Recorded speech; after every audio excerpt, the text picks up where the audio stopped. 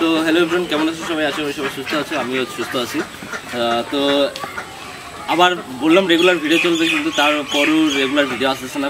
এক সপ্তাহ হয়ে গেলে কন্টিনিউ ভিডিও আসতেছে না। এর কারণ হলো আবার খালি ব্যাড নিউজ আর ব্যাড নিউজ।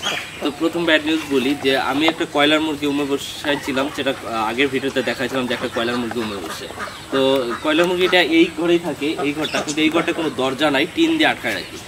তো কি হচ্ছে, রাত্রেবেলা বন বিড়াল চলে আসছে, খাটাস আইসে সেটাকে মুরগিটাকে মাইরে দিয়ে চলে গেছে। নিয়ে যেতে পারে না, কিন্তু মুরগিটাকে মাইরে দিয়ে চলে গেছে। তো শুধু আর বাড়িতে কোনো হাঁসও উমে বসা ছিল না, কোনো মুরগিও আর উমে বসা ছিল না। তো শুধু ডিমগুলো সব নষ্ট হয়ে যাচ্ছে। দেখাই সবগুলা ডিম সব নষ্ট।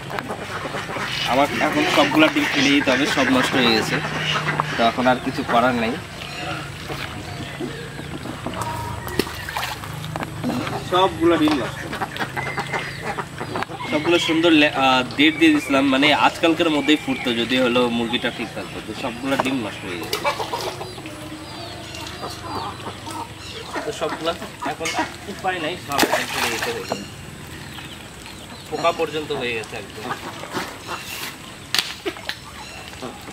তো এখন আমার হলো বড় একটা কয়লার মুরগি আছে, আর মুরগাটা আছে, তাছাড়া বাচ্চা আছে।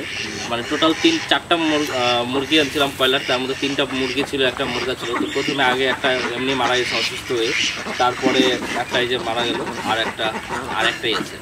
তো এখন আর উমে বসাবো না, আর যে কয়টা আছে অতিরিক্ত হয়ে গেছে, মানে আমি নিজে হ্যান্ডেল করতে পারতেছি না।